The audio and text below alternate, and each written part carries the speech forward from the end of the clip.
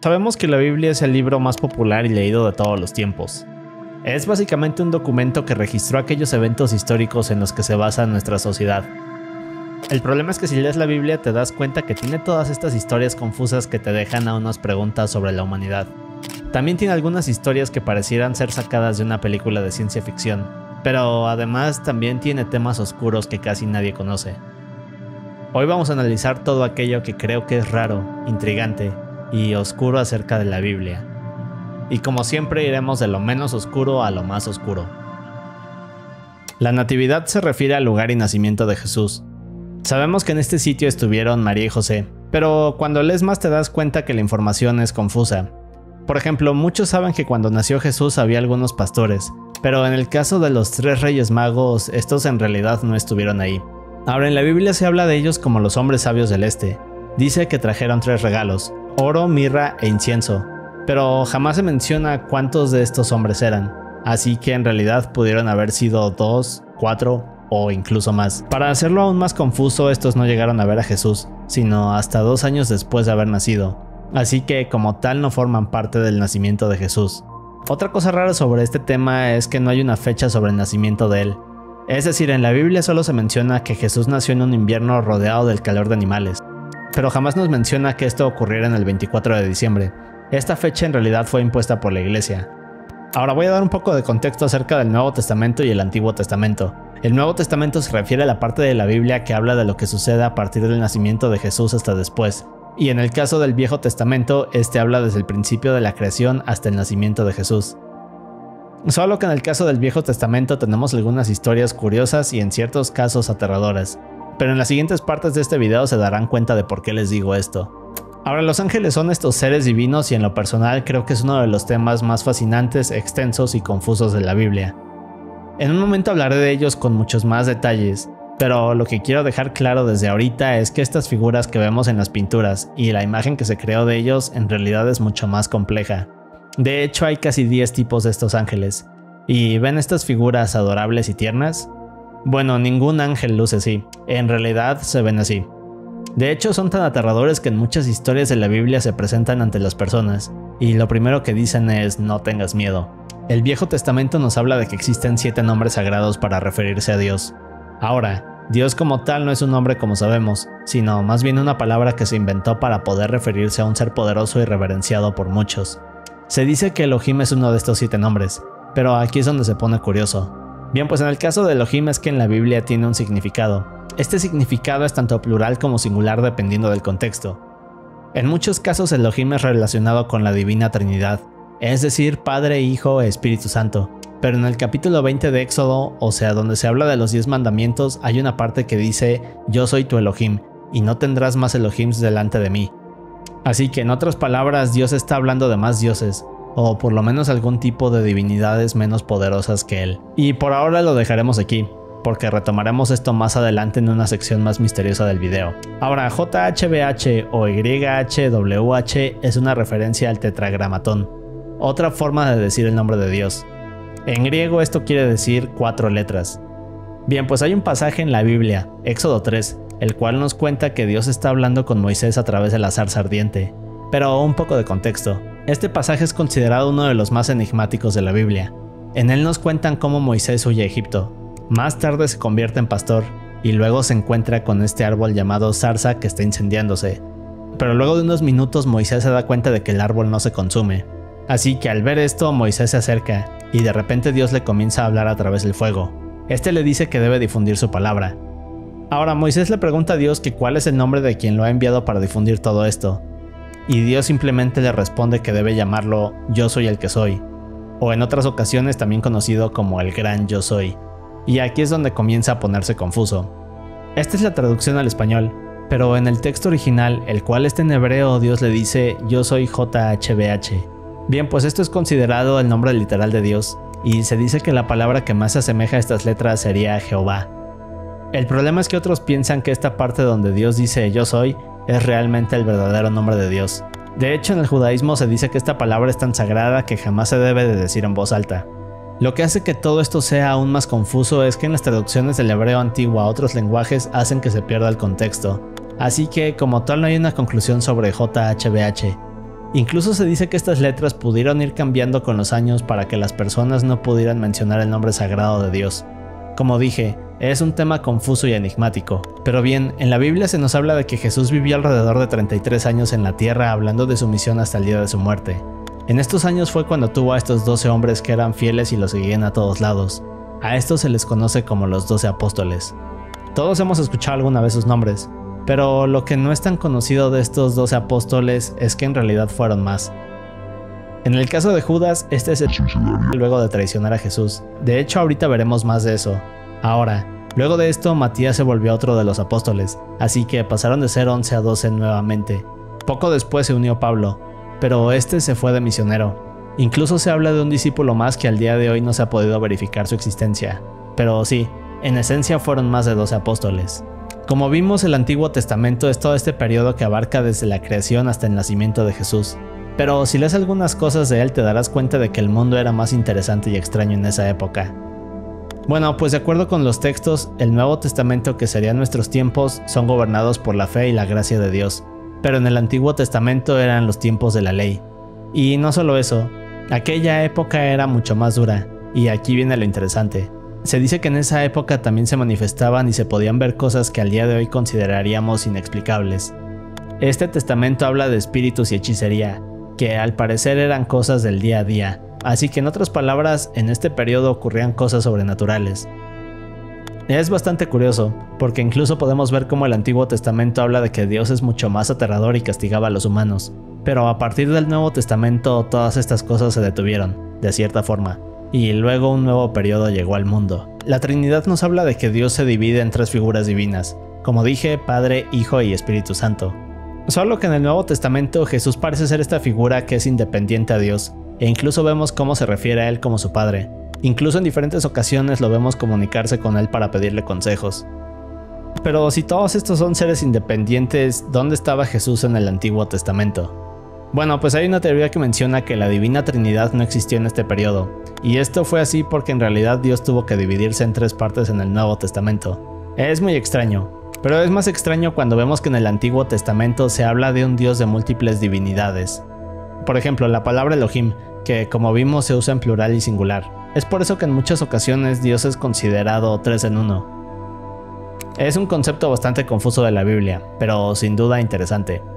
Ahora, María Magdalena es otro personaje intrigante de la Biblia. Fue una seguidora de Jesús y hay quienes dicen que incluso tuvo hijos con él. Pero a pesar de ser esta figura importante en la historia, casi no se sabe nada de ella. Se dice que María Magdalena ayudaba a Jesús en las formas que podía para esparcir sus enseñanzas. A diferencia de otros discípulos, María Magdalena no acompañaba siempre a Jesús. Incluso se dice que ella fue quien lavó los pies de Jesús con su cabello. La parte curiosa es que también hay teorías que hablan de que María Magdalena era una... bueno, no sé cómo decirlo. Era una trabajadora callejera de adultos, y fue rescatada de esta vida al conocer a Jesús. También se ha dicho que era la esposa de él, aunque esto no se ha podido demostrar. Como dije, todo acerca de ella deja un sinfín de preguntas, y debido a todas las interpretaciones durante la historia no se ha podido llegar a una conclusión. Todos hemos escuchado sobre Adán y Eva, los primeros humanos creados por Dios en llegar a la tierra, pero en las historias judías se nos habla de una mujer que llegó antes de Eva, llamada Lilith. A diferencia de Eva, Lilith nació a partir de la arcilla tal y como Adán, pero al haber sido creada de esta forma, y no como Eva que fue creada a partir de la costilla de Adán, esta no obedecía a su esposo, y creía que estaban en igualdad. Así que en otras palabras, Lilith no se dejaba mandar por Adán, pero al ser tan rebelde en el Edén tuvo 2 opciones: someterse a Adán para vivir en el Edén, o ser desterrada por Dios. Bien, pues Lilith no estaba dispuesta a renunciar a su libertad, así que elige irse del Edén y antes de hacerlo pronuncia el nombre sagrado de Dios como forma de rebelarse. Así que luego de esto Lilith es desterrada y llega al Mar Rojo.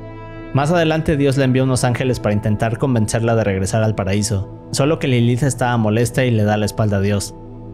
Ahora, mientras esto pasaba, Adán estaba triste y se sentía solo.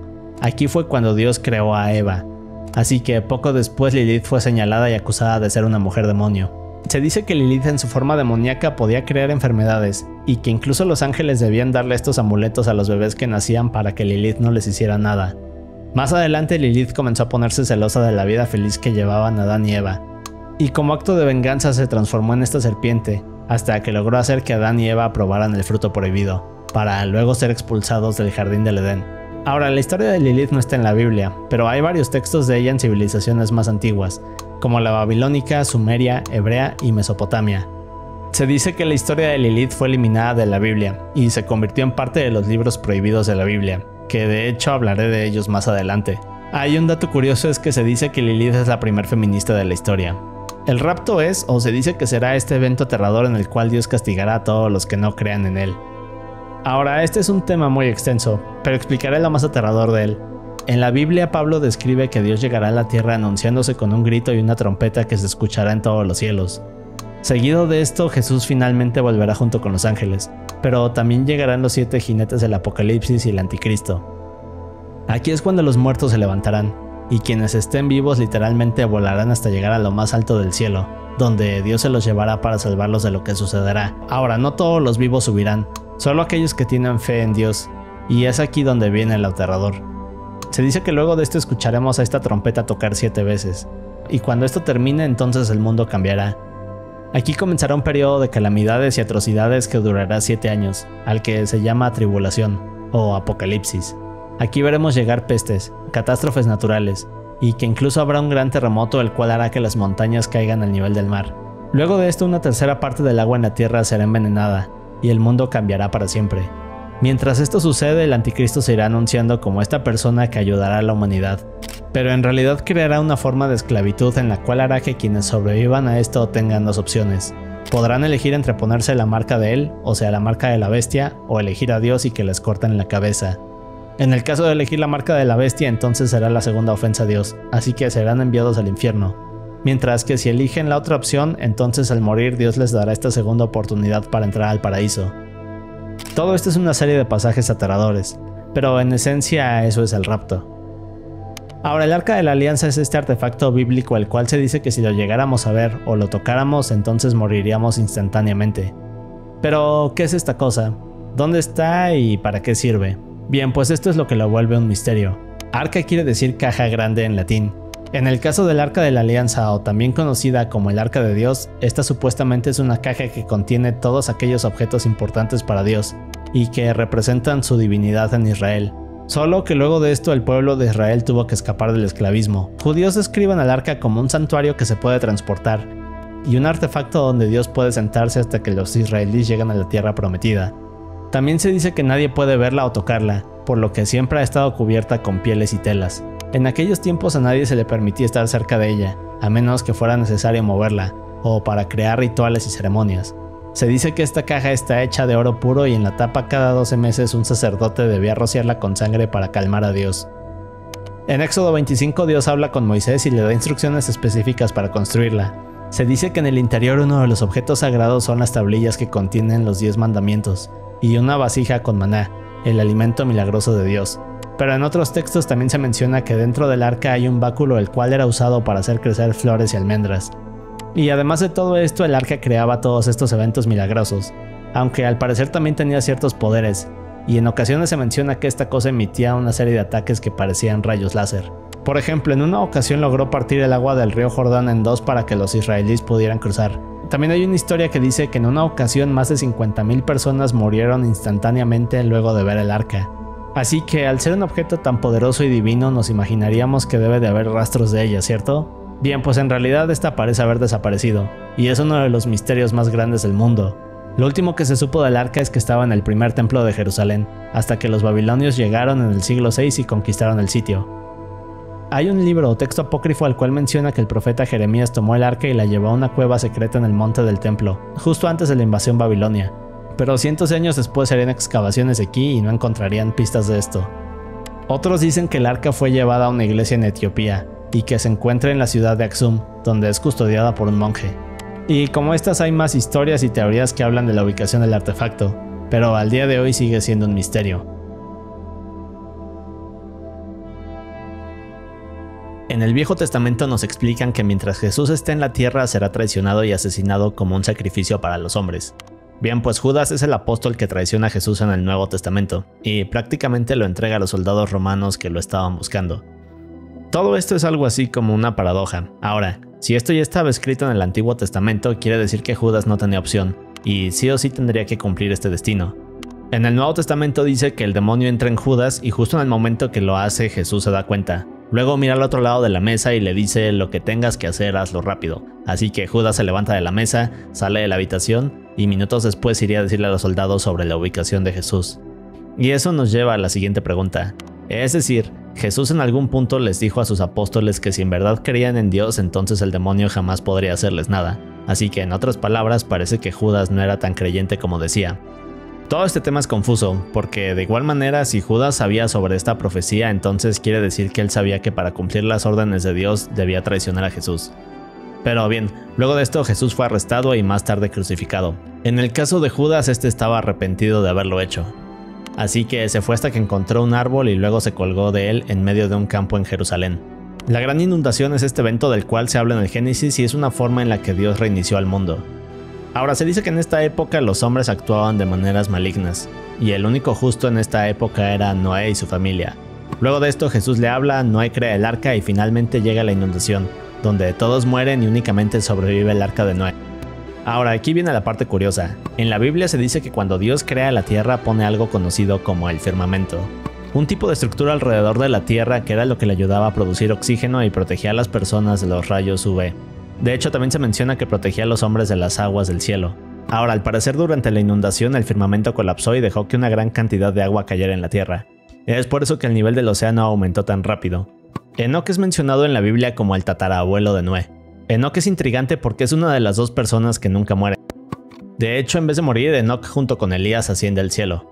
Esto es lo único que menciona el Antiguo Testamento sobre él, pero en el Nuevo Testamento no se sabe más. Solo que aquí viene lo interesante. Hay 3 libros de la Biblia conocidos como el primero, segundo y tercer Enoc. Todos estos juntos hacen al libro de Enoc. Ahora, estos parecen explorar cosas sobre él, pero jamás fueron colocados en la Biblia. Lo importante aquí es que más adelante en la Biblia hay referencias a estos libros de Enoc, como si nos dieran a entender que tienen veracidad. Y lo más raro es que justo el primer Enoc cuenta la historia de algo llamado Nephilim. Pero en unos momentos exploraremos ese tema porque es uno de los más curiosos de este video. El Leviatán es un monstruo del que se habla en varias ocasiones en el Antiguo Testamento. Es descrito como esta serpiente marina gigante que vive en las profundidades de la tierra. Se dice que esta cosa mide alrededor de 480 kilómetros, y solo de pensar en ella me produce algo de talasofobia. Pero bien, en el libro de Revelaciones se habla de que el Leviatán regresa y es asesinado por un ángel llamado Miguel. Otra parte interesante es que se dice que el Leviatán es en realidad Satanás. Y aquí tenemos algunas pistas curiosas. El Leviatán forma parte del final de la Biblia y parece ser Satanás. Luego tenemos otro pasaje a mitad de la Biblia que describe cómo el Leviatán es una gran serpiente. Y finalmente tenemos el inicio de la creación donde nos hablan de que Satanás es una serpiente. Así que la teoría de muchos es que entonces el Leviatán sería esta serpiente que hace que Eva cometa el primer pecado, y a partir de ahí la humanidad cae. Pero lo más interesante es que el Leviatán ha sido usado como inspiración en otras culturas. Una referencia a él son los dragones. Y bueno, hay otras cosas un poco más fumadas como reptilianos y ustedes saben a qué me refiero. Pero creo que otra curiosidad acerca del Leviatán es que si esto es verdad, entonces quiere decir que Eva estaba hablando directamente con esta serpiente gigante. La transfiguración es un evento que ocurrió durante la vida de Jesús. En algún momento de la historia Jesús se lleva a Pedro, Juan y Santiago a una montaña. Al llegar ahí un gran destello sale de la punta de la montaña y de la nada aparecen Moisés y Elías. Esto en sí ya era otra profecía del Antiguo Testamento, porque nos dicen que cuando el verdadero Salvador llegue entonces Moisés y Elías estarán con él. Pero lo más increíble aquí es que mientras los discípulos ven esto, una voz retumbante comienza a hablar desde el cielo, y les dice: "Este es mi hijo amado, escúchenlo". Es un momento impactante para todos, y de cierta forma la primera vez que Dios le dice a la humanidad que Jesús es el Salvador. Los querubines son estos ángeles que siempre se retratan con este aspecto de bebés, pero en realidad tienen esta apariencia aterradora y son de los ángeles que más se habla en la Biblia. Ahora ellos son quienes vigilan la entrada al jardín del Edén, son quienes transportan el trono de Dios, y su imagen está en la parte superior del Arca de la Alianza. Ezequiel nos dice que estos ángeles tienen 4 alas y 4 rostros que cambian constantemente. Lo que los hace aún más aterradores es que se mueven como si fueran relámpagos. En fin, hay varias historias de ellos, pero en lo personal siento que me daría miedo ver a una de estas cosas directamente a los ojos. Ojo. Satanás es el príncipe de nuestro mundo se refiere a una interpretación de cosas que se dicen sobre él en la Biblia. Por ejemplo, Satanás es descrito como el príncipe de la potestad del aire. O sea que aquí se describe a Satanás como el ser que ejerce influencia en el mundo. Es por eso que se dice que sus fuerzas manipulan a las personas de nuestro mundo y de ahí cometen actos que van en contra de Dios. Ahora, también hay otra historia en la cual Satanás tentó a Jesús durante 40 días, y el mismo Jesús se refiere a él como el gobernante de la tierra. Es por eso que también se dice que quienes no aceptan a Dios son vulnerables a ser atacados por demonios. En el capítulo 6 de Génesis se habla de los Nephilim como este grupo de cosas que llegaron luego de que los hijos de Dios se mezclaran con las hijas de los hombres. Así que muchos interpretan esto como que estos hijos de Dios, es decir, los ángeles, bajaron del cielo y luego tuvieron hijos con los humanos. El resultado de esta mezcla fue una raza conocida como Nephilim, y estos seres eran temidos por las personas de aquella época. De hecho, en la Biblia se habla de ellos en varias ocasiones, y en el Antiguo Testamento se explica que varios de los enemigos de los hijos de Dios son precisamente estos Nephilim. Pero lo que los hace aún más curiosos es que la palabra Nephilim viene del hebreo, y esta palabra en español significa gigantes. Así que en el Antiguo Testamento se nos habla de esta raza de gigantes que salió a partir de la mezcla de los hijos de Dios con humanos. De hecho, en Génesis 6:4 nos dicen: había gigantes en la tierra en aquellos días, y también después, cuando los hijos de Dios se unieron a las hijas de los hombres y ellas les dieron hijos. Estos fueron los valientes de la antigüedad, hombres de renombre. Y bien, ¿recuerdan que hablamos del primer Enoc? Bueno, pues en este texto se habla de los Nephilim y su origen. Ahora, en él nos hablan de un grupo de ángeles conocidos como los vigilantes. Estos eran ángeles enviados por Dios a la tierra para vigilar a la humanidad. Pero poco a poco se fueron enamorando de las mujeres, hasta que se rebelaron contra Dios y comenzaron a procrear con humanos. Pero aquí viene la parte más sorprendente.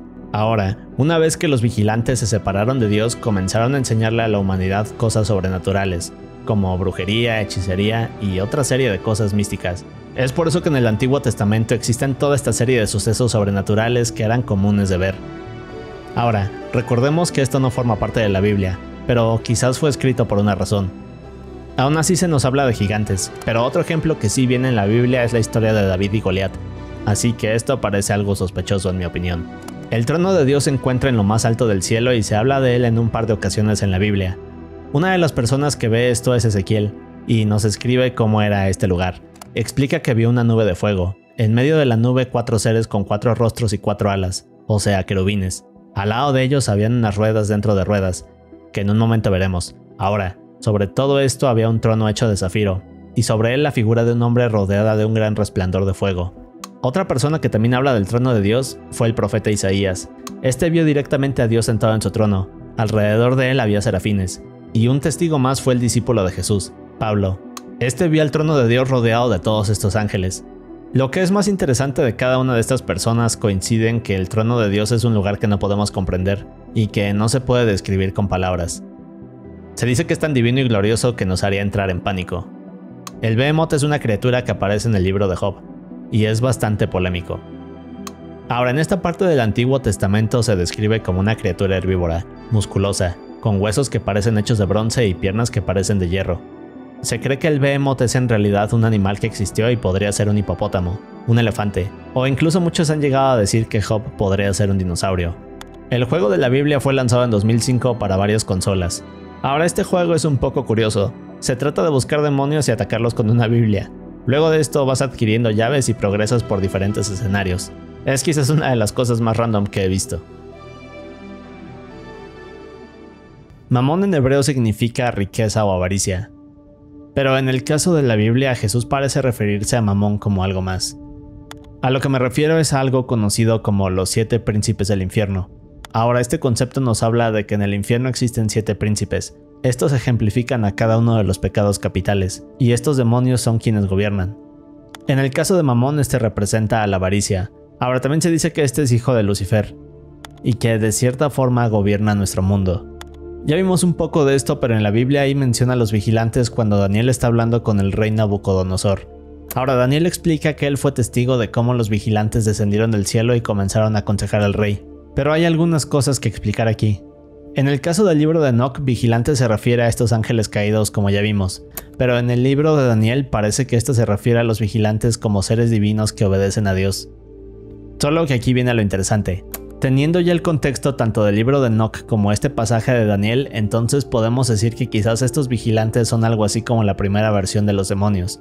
De esta forma encaja aquella historia que nos relata cómo Lucifer cayó en la tierra junto con una tercera parte de los ángeles. Luego de esto se convirtieron en demonios, o por lo menos eso es lo que se piensa.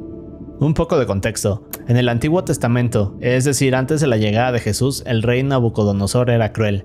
Así que hay una historia la cual nos dice que el rey arrojó a 3 hombres que eran seguidores de Dios. Sus nombres eran Sadrach, Mesach y Abed-Nego. El problema es que cuando el rey los arroja al fuego, estos no mueren. Al no entender lo que pasa, el rey se acerca y se da cuenta que dentro del fuego hay 4 hombres. Pero lo más increíble es que el rey nos describe a este cuarto hombre.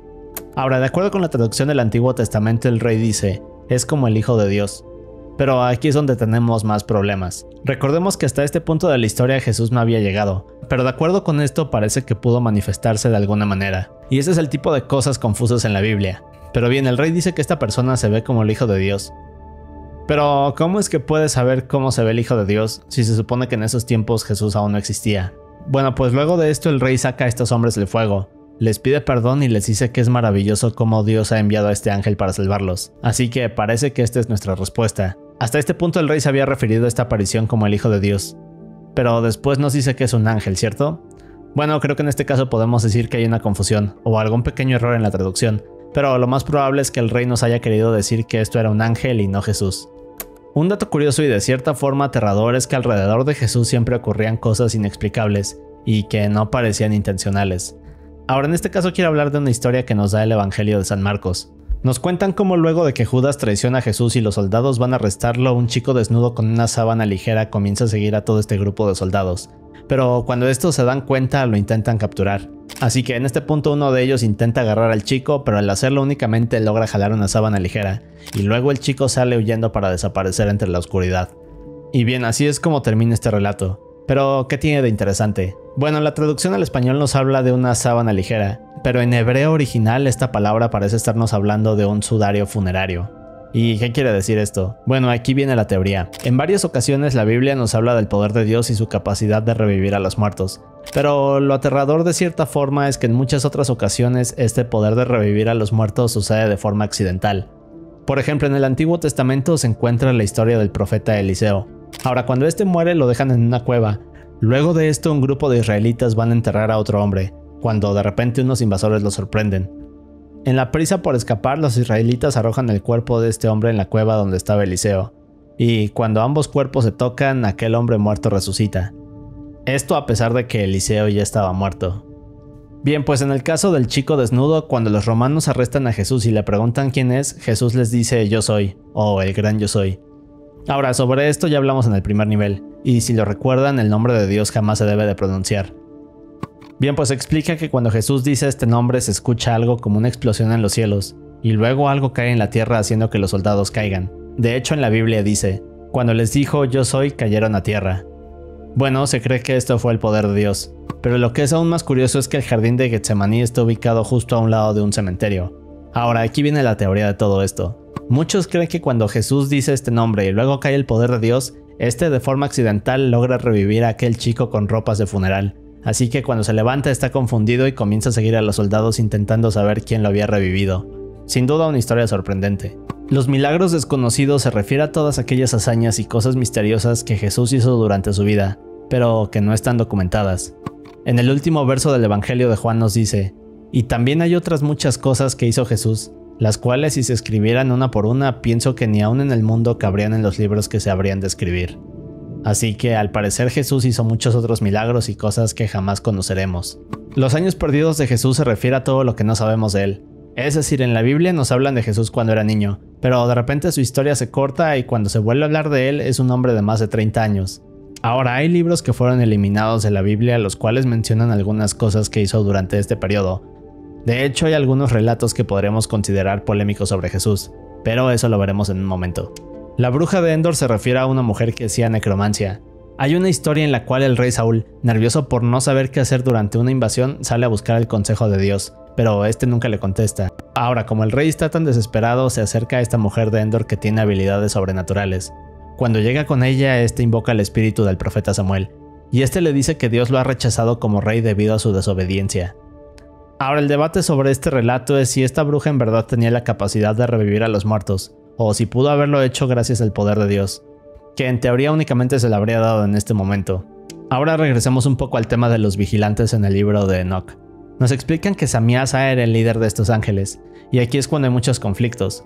Como sabemos, el libro de Enoch no pertenece a la Biblia a pesar de haber ciertas referencias a él, pero lo que hace curiosa todas estas historias es que nos cuentan con gran detalle cómo se divide el cielo, cómo se dividen los ángeles, y todo lo que existe arriba de nosotros.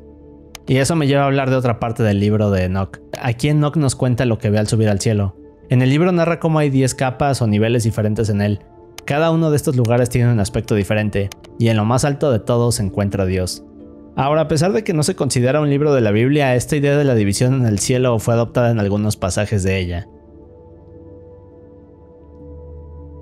Hay 9 tipos de ángeles y todos son extraños. De hecho, estos se dividen en 3 categorías. La primera categoría son aquellos que hablan directamente con Dios y que se encuentran en lo más alto del cielo. Estos son los serafines, querubines y los tronos, o también conocidos como ofanim. En el caso de los querubines ya vimos que son de 4 rostros y 4 alas. Los serafines en cambio tienen 6, con 2 de ellas que cubren su rostro.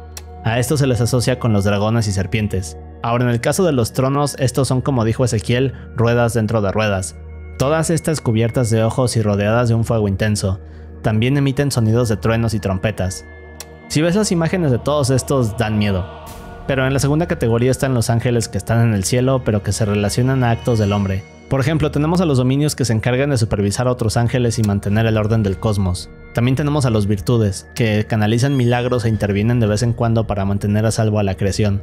Y luego vienen los potestades, que se encargan de proteger al universo de fuerzas malévolas. Estos son los que pelean contra demonios, y en otras palabras son como los policías del cielo. Finalmente tenemos la tercera categoría, y aquí están los ángeles que intervienen directamente con el hombre. Aquí están los principados, que supervisan a las ciudades y naciones. Después vienen los arcángeles, que actúan como mensajeros de Dios y pelean contra demonios. Y luego están los ángeles guardianes, que son asignados individualmente a cada persona.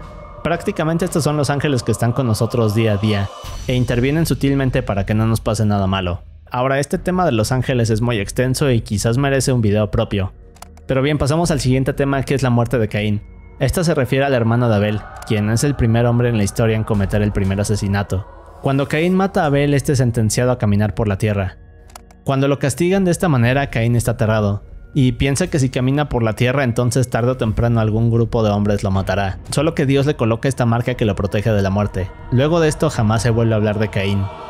No se sabe cómo muere, no se sabe por dónde viaja y tampoco se conoce su ubicación. Es como si la Biblia simplemente lo desapareciera. Ahora, más adelante hay un relato sobre Lamec, bisnieto de Caín. Lamec tiene este poema donde confiesa haber matado a un hombre tal y como su abuelo. Lo curioso aquí es que se dice que la marca que Dios le colocó a Caín fueron estos cuernos como de cabra, y aquí viene la historia interesante. Bien, pues hay otro relato de Lamec en el cual dice que estaba cazando junto a su hijo, cuando de pronto este le señala a la distancia unos cuernos de cabra. En este punto Lamec saca una flecha y dispara, pero resulta que no era una cabra, sino su bisabuelo Caín, quien ahora estaba muerto. Ahora, esto no forma parte de la Biblia, pero hay muchas teorías sobre todo lo que ocurrió con Caín. Por ejemplo, una de las teorías más populares dice que Caín sigue vivo, y que deambula por la tierra ocultándose de la humanidad. Cuando Dios dijo que estaba condenado a caminar para siempre, lo decía en verdad, y aquella marca que le colocó lo ha vuelto inmortal. Es una de las historias más fascinantes en mi opinión. San Pablo en el tercer cielo es uno de los temas que me causan más confusión. En el libro de Corintios, Pablo habla de las visiones del cielo que ha tenido, pero menciona haber entrado al tercer cielo. Ahora, en el caso de Enoch, su relato de las 10 capas del cielo no se consideraba parte de la Biblia. Pablo nos dice que en el tercer cielo pudo estar junto a Jesús, pero regresando al libro de Enoch, Jesús debería estar en la última capa, ¿cierto? Al lado de Dios. Así que aquí es donde comienza la confusión. Pero se vuelve más raro porque aun si no tomáramos la idea de que existen 10 niveles en el cielo, entonces Pablo aún así nos da a entender que este sí se divide en varios niveles. Los muertos que resucitaron con Jesús parece ser otro de esos accidentes causados por el poder de Dios. Ahora, aquí se explica que cuando Jesús fue resucitado el tercer día, varias otras personas se levantaron de sus tumbas y regresaron a sus pueblos. Esto parece tener una conexión con aquella historia del chico desnudo y el poder de Dios. Lo más curioso es que a pesar de que esto viene en la Biblia, jamás se vuelve a saber algo de estas personas. No se sabe cuántas revivieron, pero sin duda tuvieron suerte. Simón Magus, o el mago Simón, era un hechicero que deseaba convertirse en uno de los apóstoles, pero hay un incidente extraño con él. En Hechos 8:9 nos cuentan cómo Simón, desesperado por unirse a los apóstoles, va con Pedro y Juan para ofrecerles dinero a cambio de pertenecer a ellos. Obviamente los apóstoles los rechazaron explicándole que esto era gracias a Dios y Jesús, Pero hay otro pasaje de Pedro que no está en la Biblia y relata lo que ocurre después de este encuentro. Ahora, de acuerdo con esta parte no oficial de la Biblia, Simón reta a Pedro a tener un duelo de magia. Así que de la nada Simón comienza a volar burlándose de Pedro y de Dios, pero este le contesta lanzándole un rayo y matándolo ahí frente a todos. Luego de esto los demás apóstoles se enfurecen con Pedro y bueno, digamos que este siempre fue un personaje controversial, y es por este tipo de cosas que lo crucifican más adelante. Bien, y ahora entramos al último nivel de este iceberg. Cuando Jesús muere, su cuerpo tenía heridas y poco a poco se deterioraba, pero como sabemos al tercer día resucitó y su cuerpo había sanado de tal forma que parecía perfecto.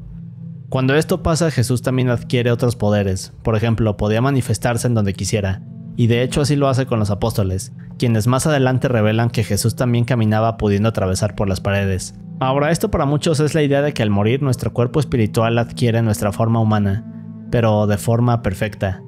La familia de Cristo se refiere a José, María y los hermanos de Jesús, de los que casi no sabemos nada. Ahora, Jesús tenía 3 hermanos y varias hermanas, pero curiosamente aunque Jesús tenía una gran familia, desde que era niño lo veían como alguien extraño, y no entendían que estaba mal con él. Pero aquí viene una parte polémica de la Biblia. Cuando Jesús era niño, María en múltiples ocasiones intentaba hacer que se detuviera y que dejara de hacer el tipo de cosas raras que hacía en las calles de Jerusalén. Muchas veces Jesús comenzaba a decir cosas, luego de esto una multitud se juntaba alrededor de él, así que María tenía que correr para sacarlo de ahí.